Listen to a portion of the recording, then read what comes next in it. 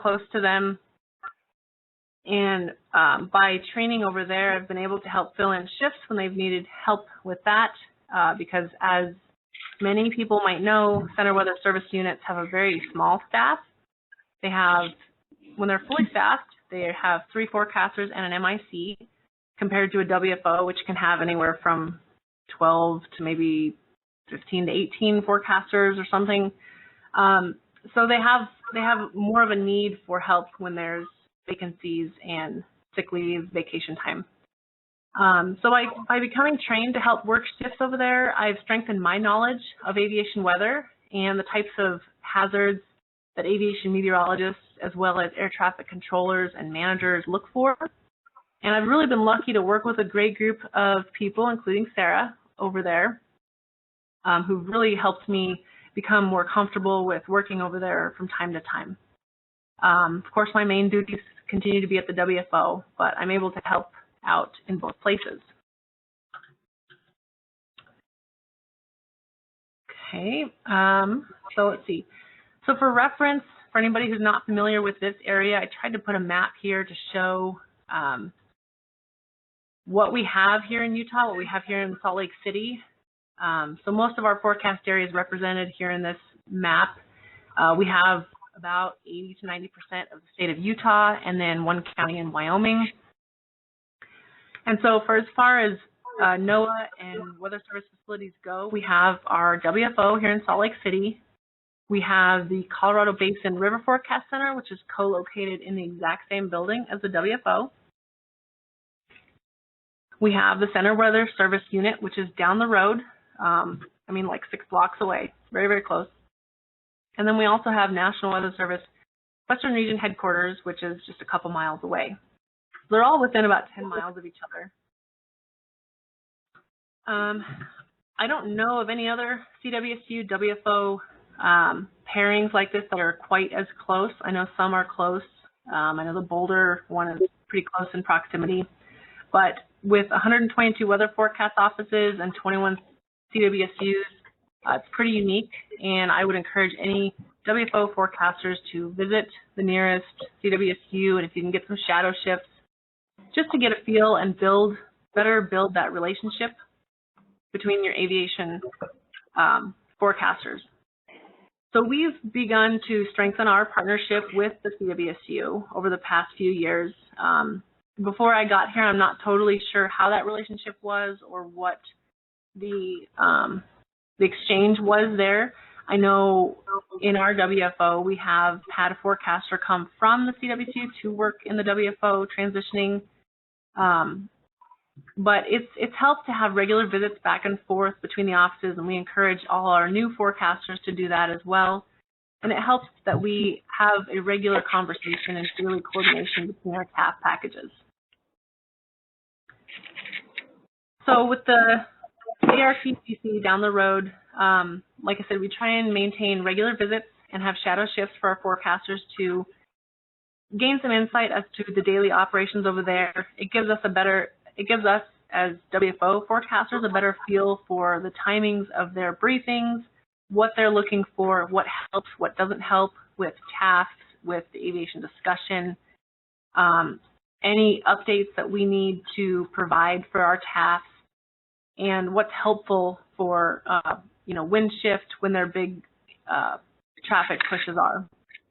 And we hope that we can continue to have shadow shifts back and forth, and we encourage our CWSU forecasters to come over to the WFO.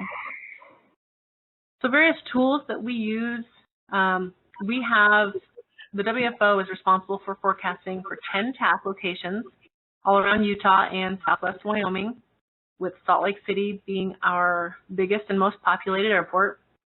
On a regular basis, we keep NWS chat logged, and we're always talking back and forth as long as they are staffing the CWSU. And as everyone is well aware, we always have outages with chat, so we are no stranger to pick up the phone. We're always talking about updates to the TAF, our confidence, our thinking about the current weather pattern, timing of wind shifts.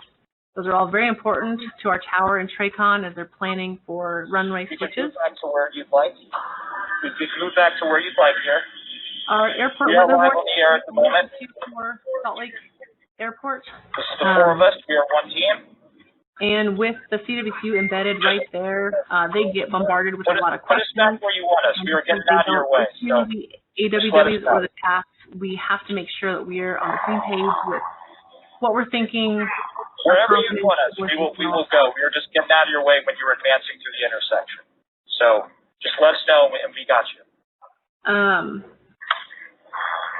Weather stories, CWSU's issue the weather stories. We forecast officers issue the weather stories. In Minneapolis, earlier. Part of the advanced presence that we saw over the course of really minutes when the local police showed up at the fire department or with the fire department had to stay on the building to show that it was burning.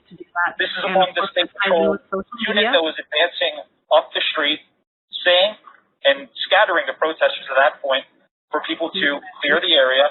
And so we walked away. I'm sorry? Okay. Do you mind telling me why I'm under arrest? Why am I under arrest? Is their audio on? Can you try and mute, please? We have some background interference. We don't seem to be able to turn off the extra sound. Yeah, I can't quite mute anybody. See if that can stop for a second. Okay, so my slide now should have flying weather, aviation weather safety. This is a newsletter that the CWSU had begun issuing a couple years ago. And so I think this is a really great way to help tie in all of the WFOs within the CWSU airspace of responsibility. And it just goes out to the different offices, the partners, and it's a great way to share outreach that we're doing, seasonal refreshers, updates to any aviation-related products, forecasts. So whatever CWSU you reside in, I would encourage you to work with your CWSU to see if there's anything like this that you could work on. It's been a really great way to work together with our local office.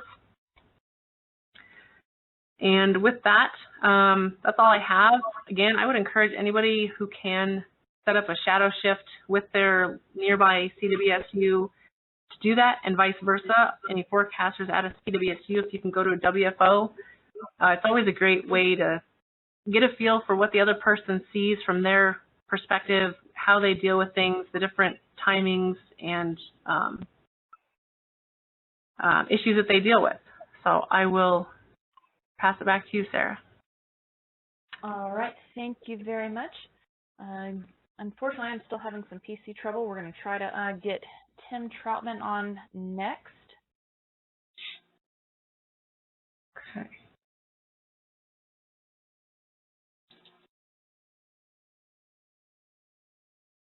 I don't know if